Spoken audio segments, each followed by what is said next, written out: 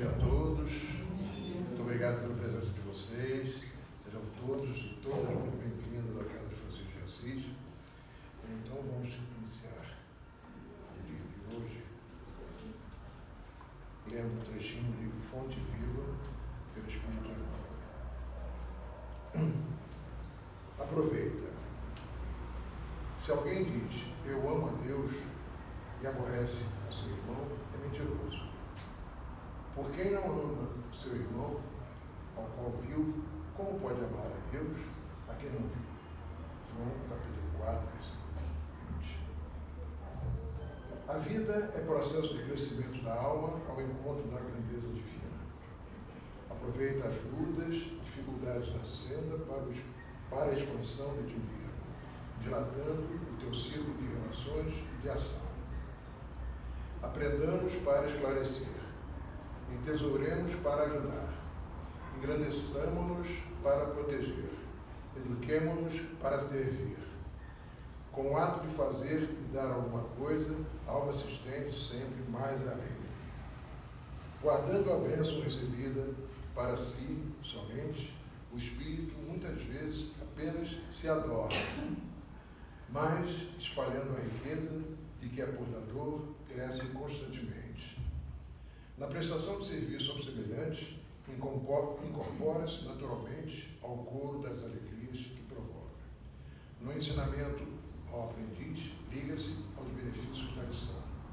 Na criação das boas obras, no trabalho, na virtude ou na arte, vive no progresso, na santificação ou na beleza, com que a experiência individual e coletiva se alarga e aperfeiçoa. Na distribuição de pensamentos sadios e elevados, converte-se em fonte viva de graça e contentamento para todos. No concurso espontâneo, dentro do ministério do bem, une-se a prosperidade comum.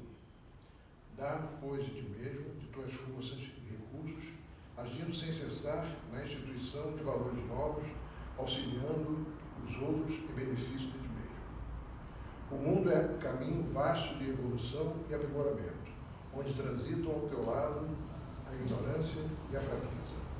Aproveita a gloriosa oportunidade de expansão que a esfera física te confere e ajuda a quem passa, sem cogitar desligamento de qualquer natureza. O próximo é a nossa ponte de ligação com Deus. Se buscas do Pai, ajuda teu irmão, amparando-os reciprocamente, porque, segundo a palavra iluminada do evangelista, se alguém diz, eu amo a Deus e aborrece o semelhante, é mentiroso, pois quem não ama o companheiro com quem convive, como pode amar a Deus, a quem ainda não conhece? Belas palavras, não?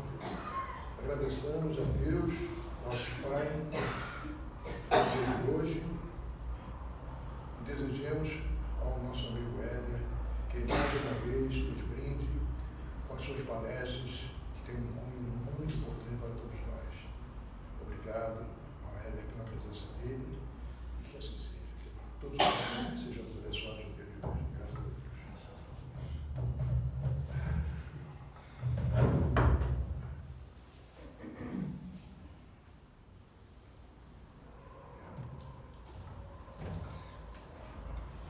Bom dia. Quanto tempo, né? Estamos aqui de volta. Com a graça de Deus, dos benfeitores espirituais, para conversarmos com os amigos. Um estudo em forma de bate-papo. Falar sobre provas e expiações. Mas precisamos antes entender que nós, na condição de espíritos imortais, trazemos na nossa bagagem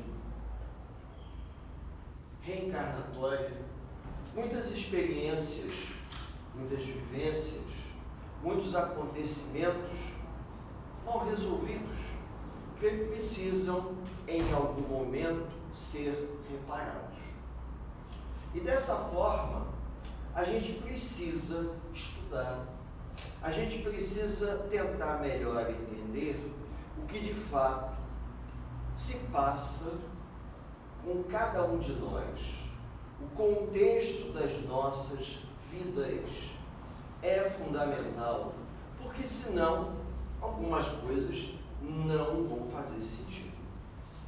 Se nós olharmos superficialmente as situações, nós vamos entrar num processo de comparação de um com o outro. Por que acontece com um e não acontece comigo? Ou vice-versa. Por que aconteceu comigo e não acontece com fulano? E nós vamos ter uma interpretação errada.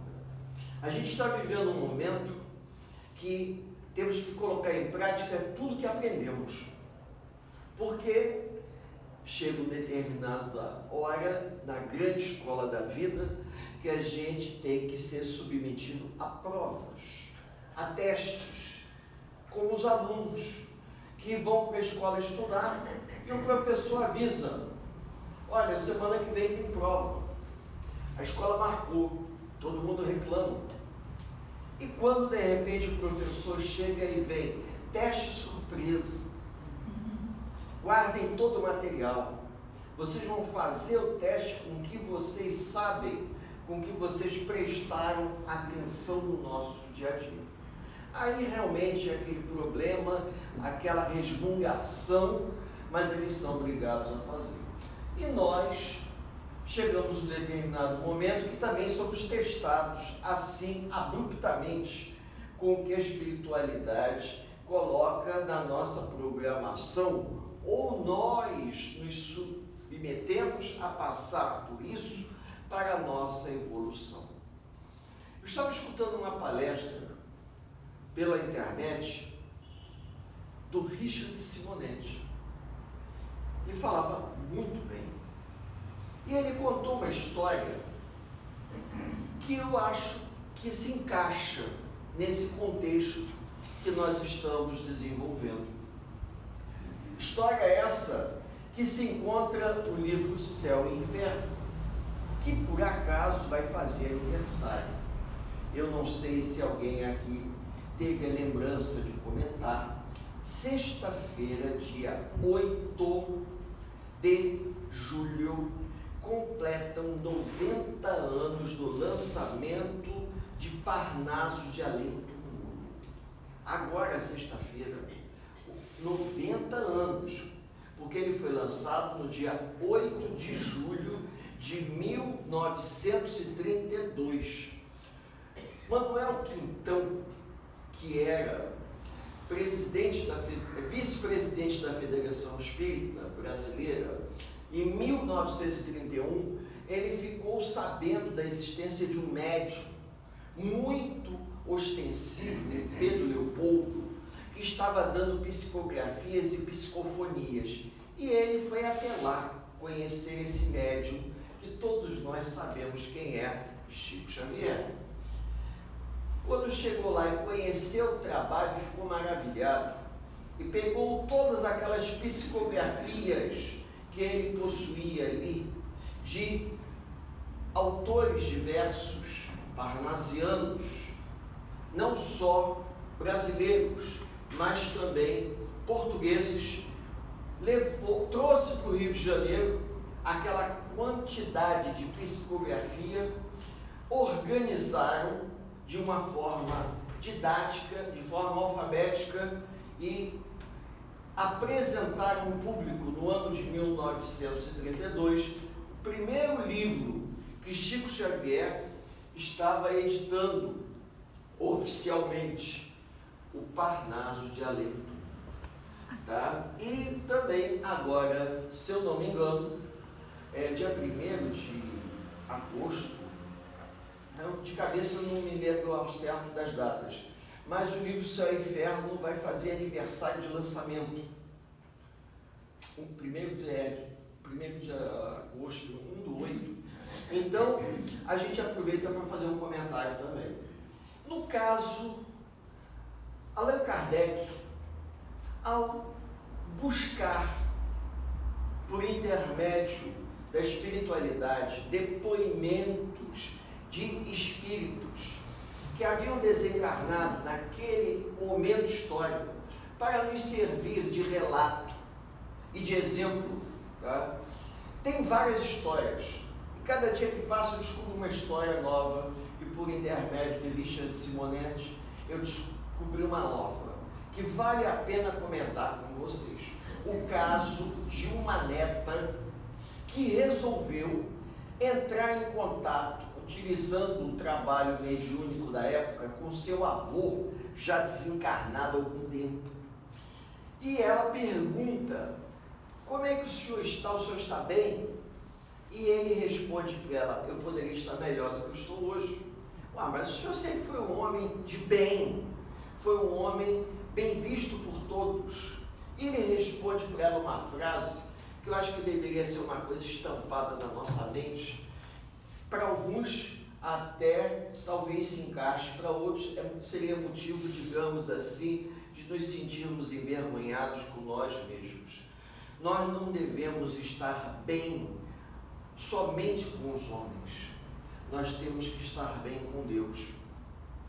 Nós devemos ser vistos como um homem de bem, não apenas pelos homens, mas por Deus.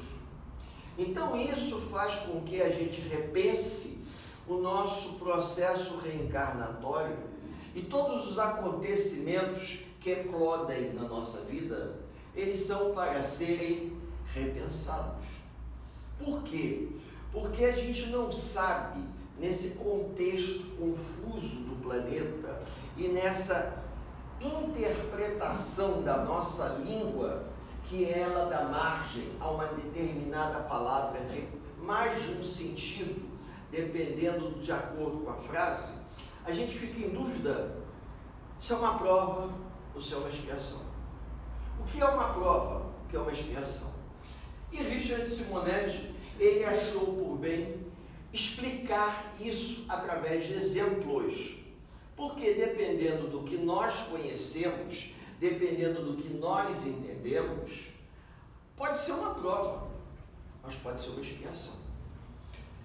E ele vai comentando histórias para o nosso esclarecimento pessoal. Porque quando a gente estuda, quando a gente busca informação, a gente vai ressignificando a nossa vida. É como se a gente fosse ajustando os ponteiros. A gente reencarna meio desintonizado com a vida. E com o passar do tempo nós vamos nos sintonizando. Algumas pessoas parece que não vão se sintonizar nunca, mas outras, com o esforço pessoal e o desejo sincero de se modificar, começam a se transformar. É uma metamorfose ambulante, como dizia Raul Seixas, aonde a gente reencarna de um jeito e com o passar do tempo nós vamos caminhando e vamos deixando o homem velho para trás e vamos tentando nos transformar em um ser humano melhor.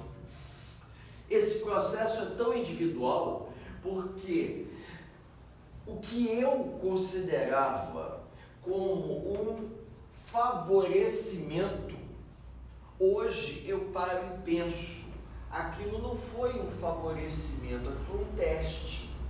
É preferível que eu não tivesse tido as facilidades que eu recebi, porque aquelas facilidades elas não me ajudaram.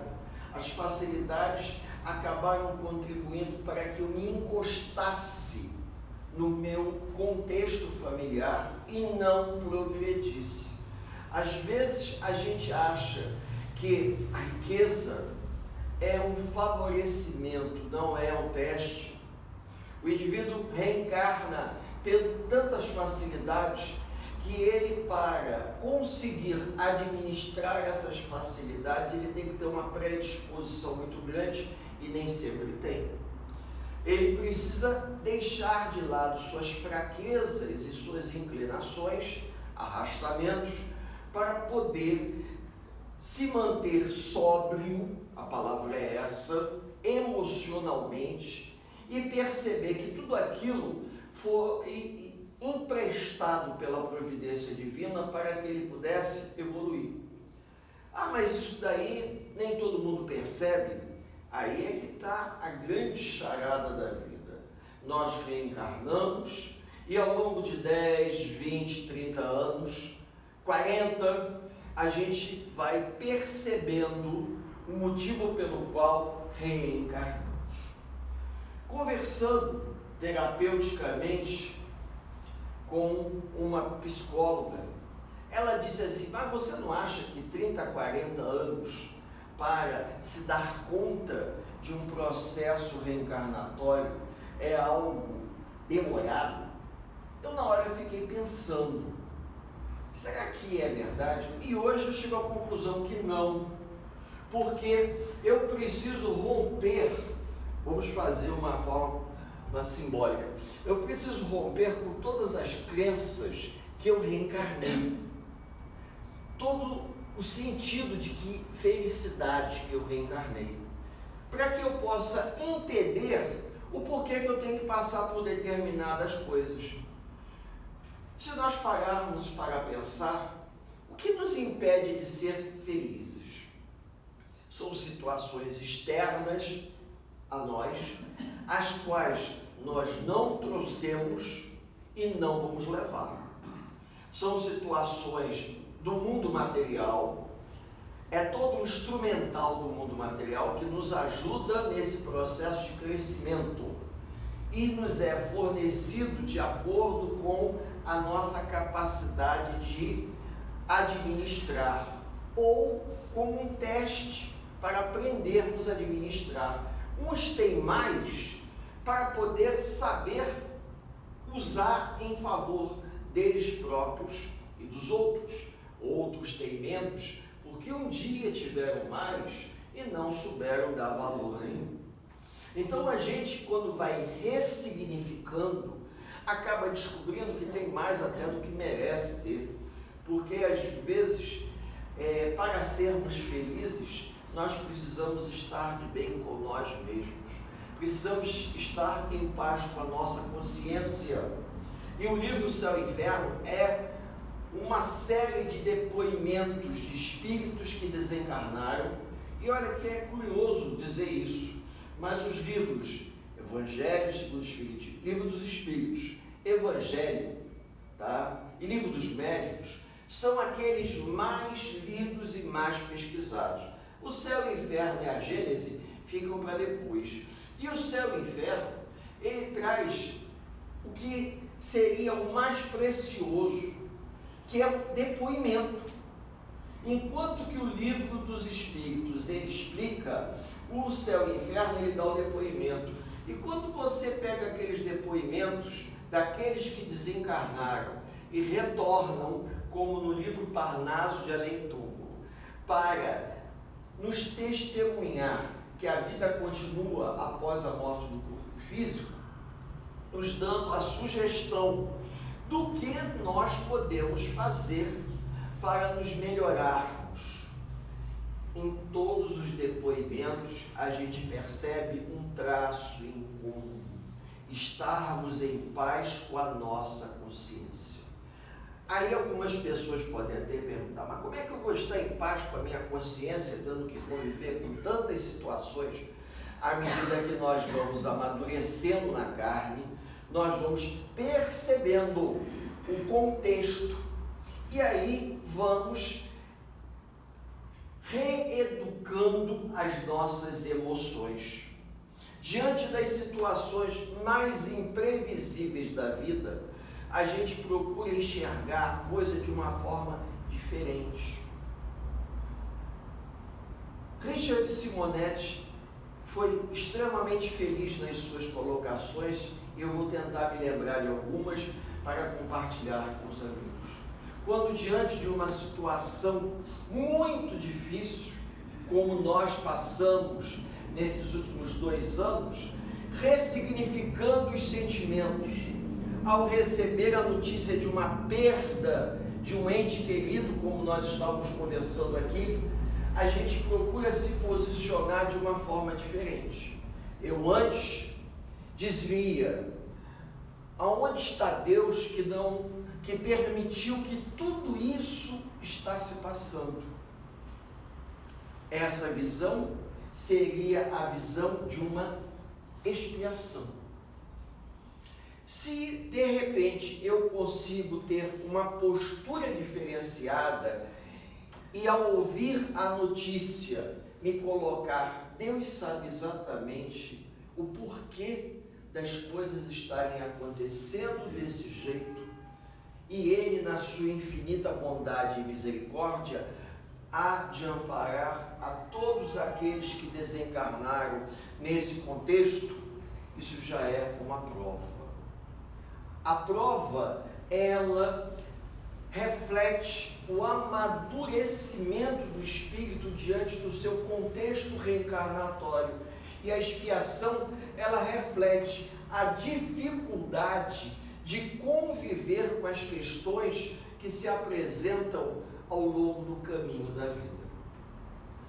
Com base nisso, a gente conta nos dedos das mãos os espíritos que amadureceram o suficiente para viver em grandes provações, sem reclamar, aceitando como um desígnio de Deus. E se Deus é infinitamente bom e justo, jamais nos daria algo que nós não seríamos capazes de administrar. Mas já no contexto de expiação, a gente se rebela. Mais um que desencarna, mais um companheiro que nós perdemos. Aonde está Deus que não vê isso? Aonde está o governo que não providencia as coisas que deveria providenciar? A expiação reflete muita insatisfação do indivíduo, uma revolta interior. Aquilo se arrasta. A expiação está acompanhada de um arrastamento. A prova não. A prova, ela está envolvida num processo de resignação. Mas não é aquela resignação branda, não. Do indivíduo abaixar a cabeça e aceitar. É aquela resignação porque o indivíduo ressignificou o contexto. Segundo os benfeitores espirituais, não cai uma folha de uma árvore sem que Deus não saiba. E curiosamente, eu pesquisei para ver aonde que estava essa passagem. Não está nas obras cristãs nem espíritas. Essa passagem está no Corão, que é o livro dos árabes, que provavelmente algum indivíduo próximo a Maomé contribuiu para que ele recebesse intuitivamente essa ideia, que nos chega como uma ideia de fundo cristão, espiritual. E de fato, Deus vela por todos nós através dos seus prepostos, que são os espíritos protetores, que indiretamente ou diretamente atuam sobre nós. E eles não permitiriam que determinadas coisas acontecessem, a não ser que nós, por alguma razão que não temos a consciência nesse momento, precisássemos passar por isso. Dessa forma, a gente vai mudando, a gente troca a lente do óculos de maneira a enxergarmos melhor as coisas, porque muitas das vezes a gente enxerga as coisas de forma muito emocional, a gente não enxerga de uma maneira equilibrada, a gente enxerga dentro de um contexto onde sempre somos vitimizados, ou nós nos vitimizamos, achando que somos esquecidos pela providência divina. Muito pelo contrário, a providência divina, ela providencia acontecimentos, livro dos espíritos, tá? Para que a humanidade possa evoluir. Quando essa humanidade marca passo, é só olhar ali livro dos espíritos, quando fala sobre destruição necessária, destruição abusiva, acontecimentos como erupções vulcânicas, terremotos. E aí Kardec pergunta ao Espírito da Verdade: mas por que essas coisas acontecem? E o Espírito responde: quando a humanidade não caminha no ritmo que deveria caminhar, acontecimentos, abalos sísmicos, acontecimentos que estão fora do controle do homem, que alguns chamam de os ceifadores da humanidade, vêm para tentar chamar a atenção de que nós estamos saindo fora do caminho o qual temos que trilhar. Quando a gente fala assim, pode ser que alguns pensem, poxa, você não está sendo um pouco duro nessas colocações? Olha, acreditem, à medida que a gente vai estudando, à medida que a gente vai lendo, que a gente se interessa um pouco mais, chega a dar um frio na espinha, porque a gente observa que aquilo faz sentido, aquilo se encaixa no contexto. Se encaixa no contexto. Alguém aqui já teve a oportunidade de ir na Praça da Cruz Vermelha no Inca? Ali, alguns companheiros deveriam fazer uma visita esporádica, até para levar uma injeção de ânimo e descobrir que estamos melhor do que deveríamos. Porque quando a gente vai lá, você se surpreende, porque você vê que existem pessoas em condições de saúde extremamente precárias, que estão ali num furdunço, que não tem outra palavra que explica aquele hospital naquela esquina com aquela calçada estreita, aquela quantidade de veículo parando, vindo de outros municípios, vans, descendo aquelas pessoas com maior dificuldade, quase que carregadas no colo para fazer tratamento, outras em cadeira de roda, em espaço mínimo. E você parado lá olhando, gente, eu sou feliz, eu não sabia. E não é longe daqui. Eu poderia citar outros lugares conhecidos, mas vamos pegar esse que eu tive a oportunidade de visitar e fiquei pensando assim, esse pessoal ainda vem para cá, ainda tem que se sujeitar a esse processo complicado de atendimento, porque é um movimento assim, que é alguma coisa que crianças, pessoas idosas, e você está ali em pé, vendo aquele cenário e fica pensando assim, Deus existe, mas eu não consigo entender a dinâmica que as coisas funcionam. Por quê? Porque minha visão ela é muito estreita e eu preciso ter uma visão mais larga. A saúde que essa encarnação me ofereceu, talvez eu não tenha utilizado ela da forma que deveria, mas por alguma razão aquele indivíduo está passando por uma situação a qual eu não faço ideia, e eu não posso dizer que aquilo ali é uma expiação, porque eu não conheço o quadro individual de cada um. Talvez muitos daqueles que estejam ali naquela situação delicada aceitem aquilo com tamanha paz interior, como um desígnio de Deus, independente da religião que sigam. Aí você pensa que para uns é uma prova que ele se comprometeu a passar e passa serenamente, para outros é motivo de revolta, é motivo de reclamação, de queixa. O tempo que eu fiquei lá, eu não vi ninguém reclamar. Eu não vi ninguém falar alto. As pessoas chegam, pegam as senhas, entram na fila. Existe até um silêncio, que você fica até assim dizendo, poxa, existe boa vontade de atendimento. As pessoas ali, é um hospital público? Sim. O número de colaboradores é enorme. Pessoas que vão até lá tentar levantar a autoestima daquelas pessoas que estão ali internadas ou em tratamento, porque a maior parte é hospital dia. O pessoal vai, passa o dia e depois volta na van.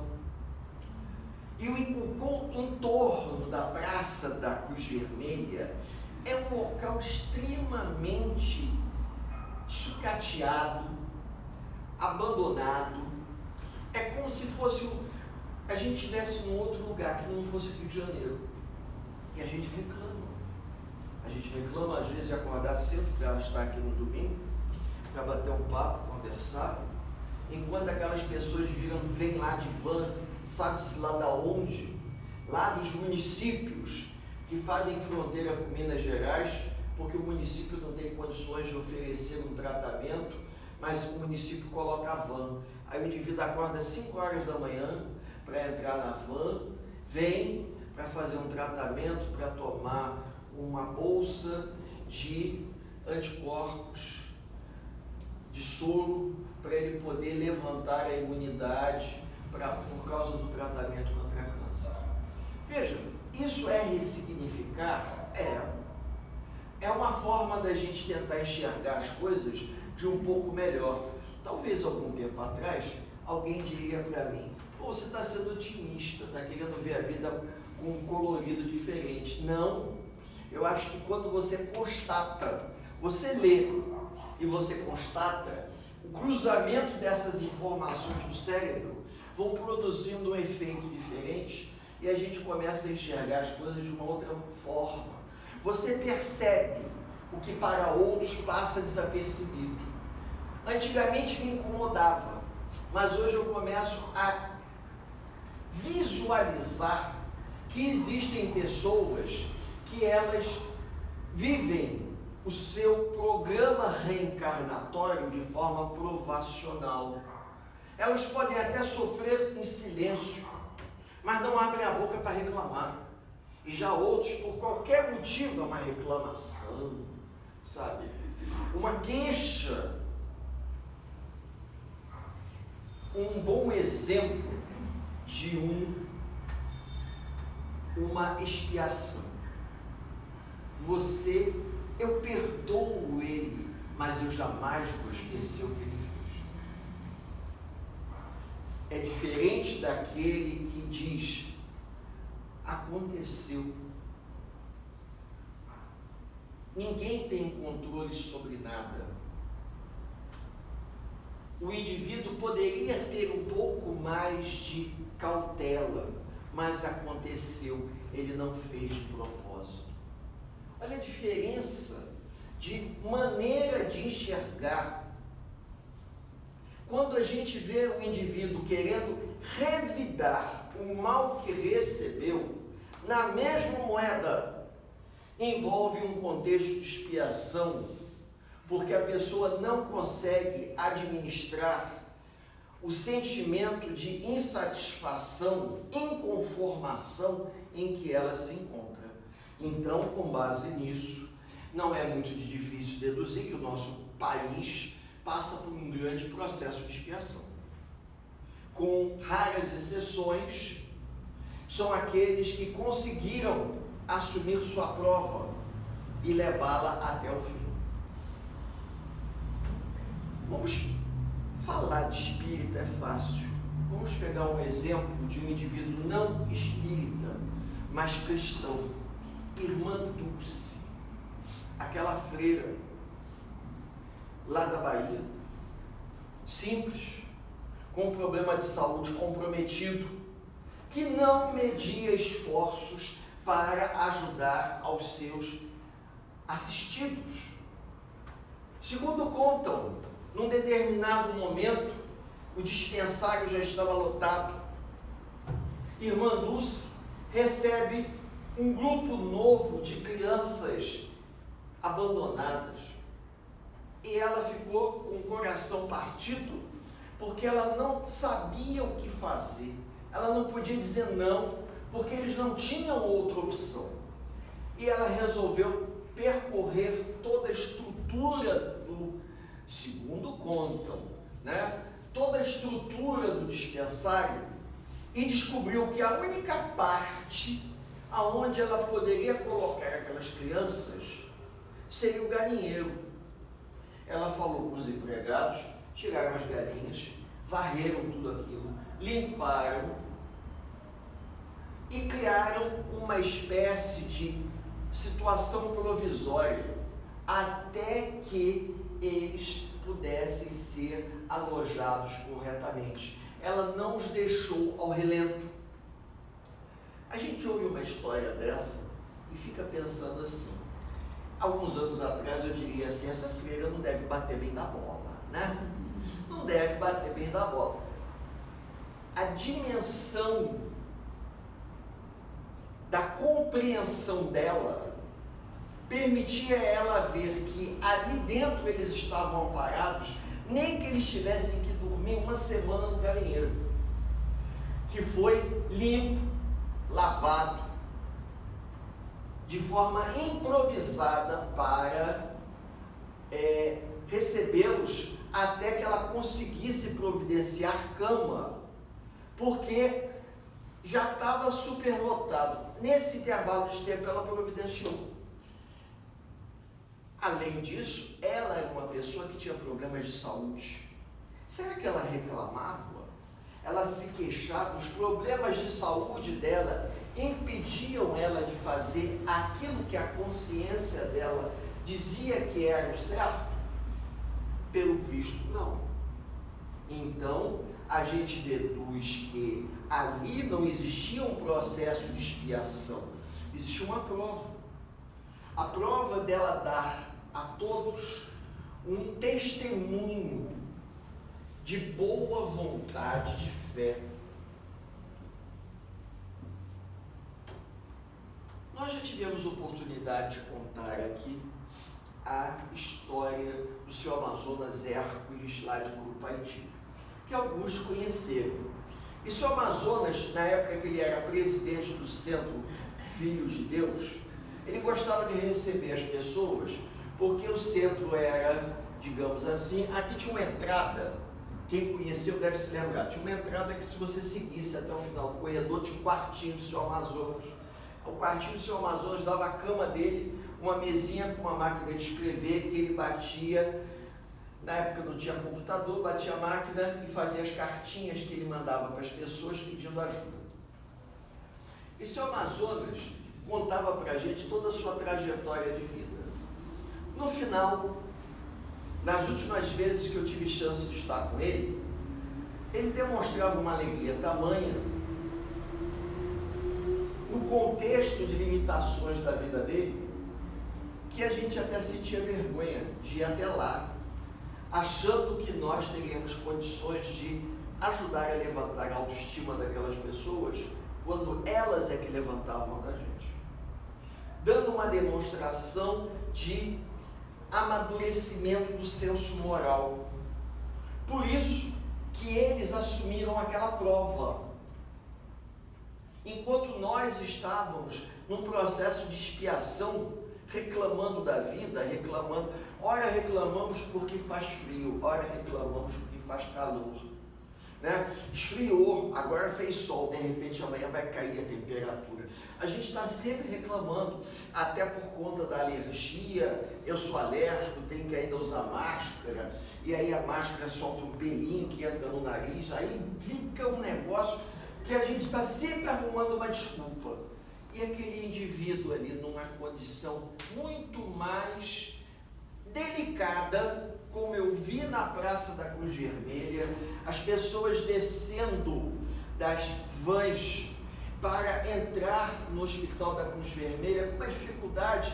Provavelmente algumas delas estavam dizendo assim: graças a Deus nós chegamos, agora vamos poder ir fazer o nosso tratamento, que vai garantir que a gente continue vivo, encarnado, atuando e fazendo o que ainda está ao nosso alcance.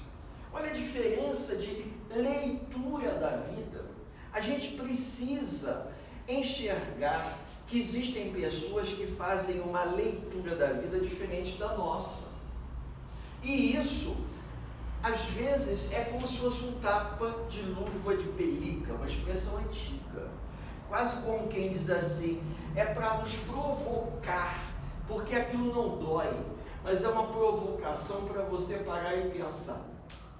Você tem mais do que eu, você tem muito mais oportunidades para ser feliz, você tem mais oportunidades para fazer muito mais, e por que você não faz? Aí você para e pensa que no que o avô disse para a neta no livro Céu e Inferno na História, tá? Dos espíritos medianos, tá lá. Minha neta, não basta eu ser um homem bom aos olhos dos homens, eu preciso ser um homem bom aos olhos de Deus. Eu achei isso assim fantástico, porque eu pago minhas contas, eu não devo nada a ninguém, todos nós temos defeitos, mas quais são os defeitos que eu acabo ocultando nos bastidores da minha vida, que eu evito que os homens vejam para me tratar como um homem de bem? Mas Deus, Ele vê as intenções e não as ações. Por isso que apenas bem-aventurados os têm coração puro, porque eles verão a Deus. Quem são aqueles que têm o coração puro? São aqueles que não têm segundas intenções. Quando Cristo escolheu, vou falar uma coisa que vocês vão achar engraçada. Quando Cristo escolheu os apóstolos, Ele escolheu quem? O pescador, pedreiro, carpinteiro, pessoas simples, pessoas analfabetas, indivíduos broncos, atrasados. Mas Jesus, que era o conhecedor de todas as leis mosaicas, por que Ele não escolheu os doutores da lei? Por que Ele não buscou na classe privilegiada de Israel, que eram os fariseus, os doutores da lei, que detinham todo o conhecimento? Porque eles não eram puros do coração, mas os outros eram. Então, a pureza de coração que o mestre precisava para o seu trabalho não estava nos doutores da lei, mas estava em homens simples e humildes. E aí a gente começa a juntar as peças do quebra-cabeça e começa a entender que não é uma pós-graduação, não é um mestrado, não é um doutorado, não é viajar e conhecer o mundo inteiro que vai nos dar um conhecimento que vai nos capacitar para enxergar a humanidade e ter acesso às esferas mais elevadas. Talvez o indivíduo que venha da comunidade aqui, analfabeto, que trabalha no braçal, que nunca recolheu INSS, que hoje depende da ajuda dos outros porque trabalhou fazendo biscate a vida inteira, ou a mulher, tenha muito mais elevação espiritual para enxergar. É lógico que existem exceções, vamos ser sinceros, né? Mas condições de enxergar espiritualmente as questões do que o indivíduo que detém um grande conhecimento. Porque senão seria muito fácil. Jesus escolhia doutores da lei, homens com bastante conhecimento, com bastante vivência, para poder acompanhá-lo em todas as suas pregações e todos os seus trabalhos. E até digo uma coisa, que isso é por conta minha, né? Como sempre. Talvez esses doutores da lei, devido à visão que eles tinham de mundo, eles chegassem para Jesus e digam: mestre, olha só, não, a gente não vê sentido o senhor ir curando a troco de nada. Vamos fazer o seguinte: aqueles que desejarem serem curados, fazem uma fila, pagam o que puderem e a gente arrecada. Não é verdade? Parem para pensar. E Jesus, em momento algum, se referiu a alguma coisa nesse sentido. O que ele dizia é o seguinte: vá, porque sua fé te curou. O processo de cura dependia da fé individual de cada um. Ou seja, ele não ia produzindo a cura aleatoriamente. E muitos daqueles que tiveram fé suficiente para serem curados naquele momento, não conseguiram permanecer sãos o tempo todo, porque o seu comprometimento era tão grande que eles acabaram adoecendo. Mas espiritualmente eles se elevaram. Às vezes a gente não entende isso, que o corpo físico ele funciona como uma espécie de filtro do espírito.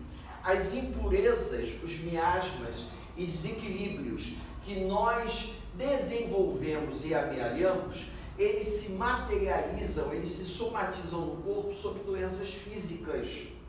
Então, não faria sentido algum ao Jesus curar o corpo de um indivíduo, levando em conta que ele precisava se depurar pelaquele corpo físico, deixando todas as mazelas do corpo físico.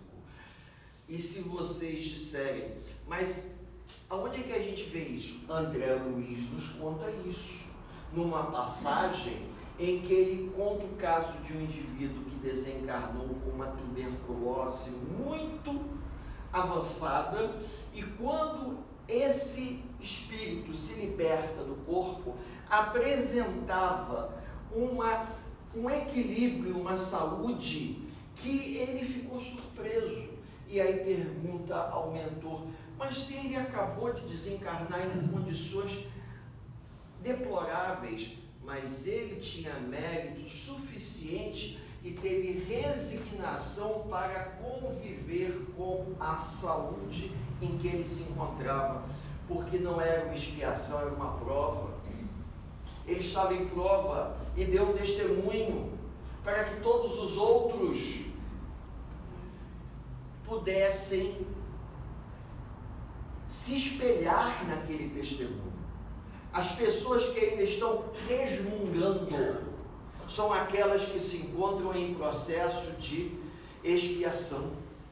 As pessoas que conseguiram perceber a grandeza de todo o processo reencarnatório.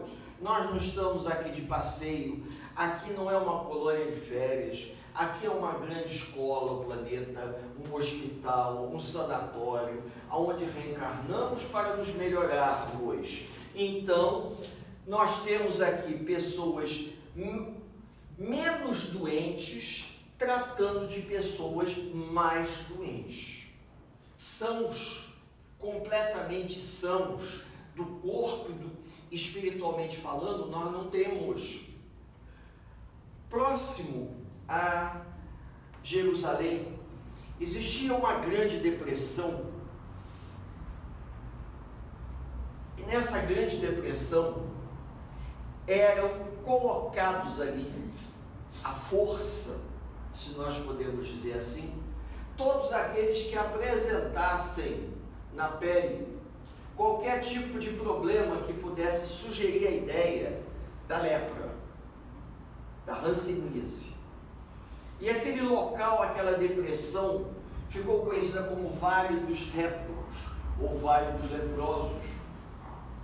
Para você ter acesso, existia uma espécie de um elevador de corda, que o indivíduo era colocado ali, ficava confinado ali, não podia sair, porque como não havia tratamento, as pessoas achavam que em contato com elas poderiam pegar a doença.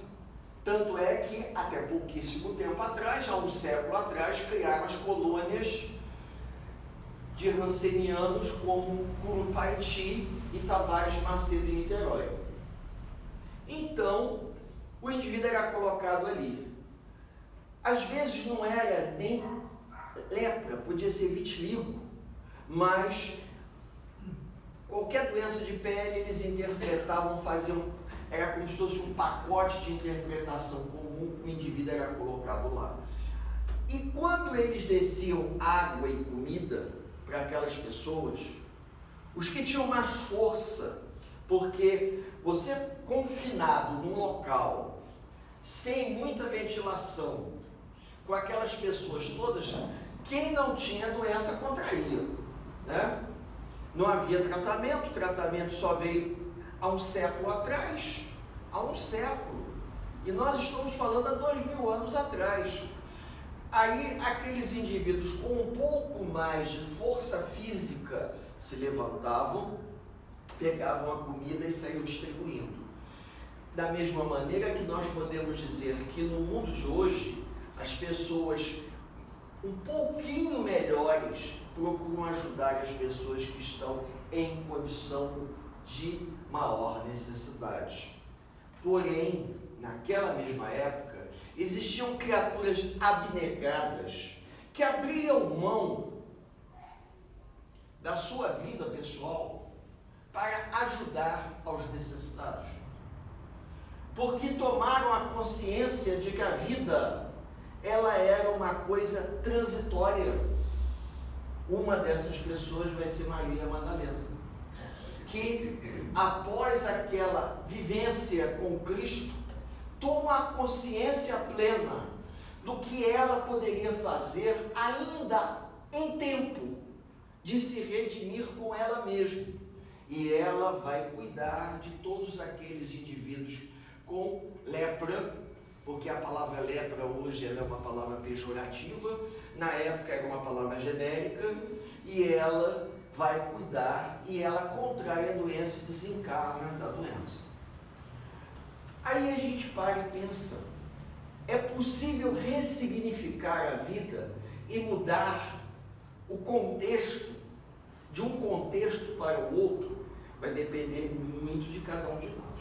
Por isso que eu citei o exemplo do hospital lá da Praça da Cruz Vermelha, porque quando a gente chega ali, às vezes por uma questão, eu conhecia ali porque passava na época indo para a faculdade, mas não era o furdunço, a palavra é essa, que é hoje. E quando você observa, você imagina, puxa vida, as pessoas já vêm numa condição delicada, o local é inapropriado para o atendimento, porque um trânsito medonho. Então, é um conjunto de questões que, para um indivíduo que está bem, acha aquilo ali uma coisa assim, não tem sentido. Mas para aquelas pessoas que vêm buscar ajuda, recurso e tratamento, só o fato de chegar ali, poder desembarcar e ingressar no hospital na cadeira de roda, que não são poucas em cadeira de roda, ou carregadas com muletas, já é uma bênção, porque chegaram ao hospital aonde vão receber o tratamento para continuarem encarnados mais um pouco, vivenciando junto a nós e dando para os seus familiares, para aqueles que convivem, algum tipo de testemunho de força, de vontade, de perseverança. Porque alguns de nós, eu mesmo, às vezes eu desisto com muita facilidade. Por quê? Porque eu tenho que levantar cedo, porque é longe de casa, porque hoje é domingo, ou porque está frio, ou porque está calor, não é verdade? Ou porque ontem eu fiquei na televisão até tarde vendo filme, então hoje eu estou com preguiça de levantar cedo para ir ao centro, porque a final de semana, sabe, a gente sempre arruma uma desculpa, porque nós vivemos uma expiação muito grande em vários aspectos da nossa vida, porque aqueles que assumem a sua prova reencarnatória, eles conseguem vivenciá-la sem reclamar. E nós tivemos um exemplo aqui, está me vindo por acaso, seu Joel, que mesmo não poderia dar uma desculpa e dizer assim, olha, eu não vou ao centro não, estou com problema problema de saúde e não moro aqui do lado, eu moro afastado. Seu Alberto, eu já estou muito velho, já fiz minha parte, vocês continuem. Se a gente for começar a observar de forma invisível entre nós, porque a gente não tem essa visibilidade, nós encontramos indivíduos que assumiram sua prova reencarnatória e vão levando. Eles não reclamam. A reclamação, às vezes, é uma coisa fugaz. Mas já tem pessoas que fazem tempestade no copo d'água, coisas tão simples. Tão simples. É porque eu tenho que levantar cedo, eu estou cansado. E aí fica para a gente pensar. O exemplo que Richard Simonetti nos deu. Nós podemos reclamar porque ficamos afastados da casa espírita 2 anos e não tivemos a bênção da convivência fraterna. Podemos agradecer a Deus por estarmos aqui hoje, nessa convivência, dando continuidade ao trabalho que essa casa realiza. Aí a gente começa a entender a diferença entre a expiação da reclamação e da queixa e a prova do amadurecimento e da resignação de entender o contexto que a gente está inserido. É lógico que nós não vamos impor isso a ninguém. Isso é um processo individual do amadurecimento de cada um de nós enquanto espíritos imortais. Eu desejo aos amigos um domingo de paz, um domingo de luz. Que Jesus abençoe a todos nós. Vamos abraçar a oportunidade que está sendo nos oferecida para sermos úteis aos outros, porque à medida que vamos ajudando de alguma maneira alguém, estamos ajudando a nós mesmos nesse processo de mudança, nesse processo de ressignificação do que acontece ao longo da nossa trajetória de vida. Como isso é uma coisa muito individual de cada um, a espiritualidade respeita o nosso tempo de mudança, dando a cada um a oportunidade e a chance de se melhorarem. Mas não percam tempo. Como diz André Luiz, vamos aproveitar enquanto estamos a caminho da luz. Um bom domingo para todos.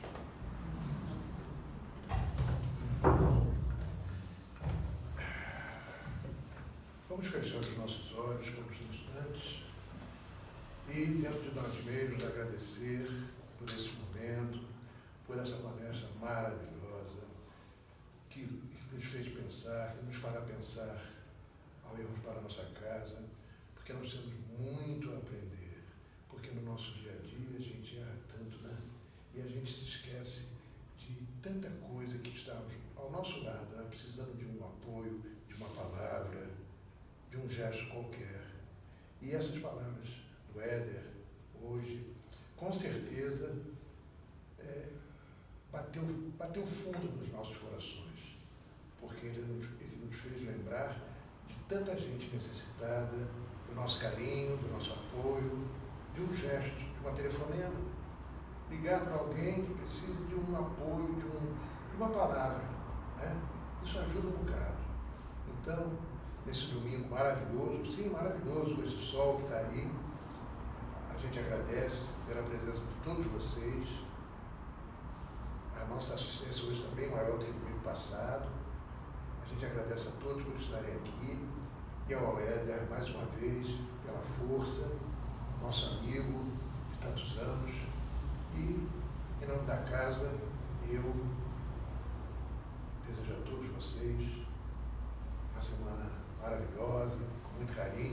paz. E lembrem-se do que o Éder falou.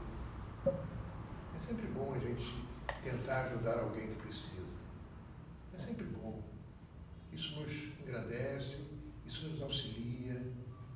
Isso é ótimo para a nossa cabeça, para o nosso dia a dia. E é assim. E a vida segue. Obrigado a todos pela presença. Tenham uma boa semana. Que Deus os abençoe.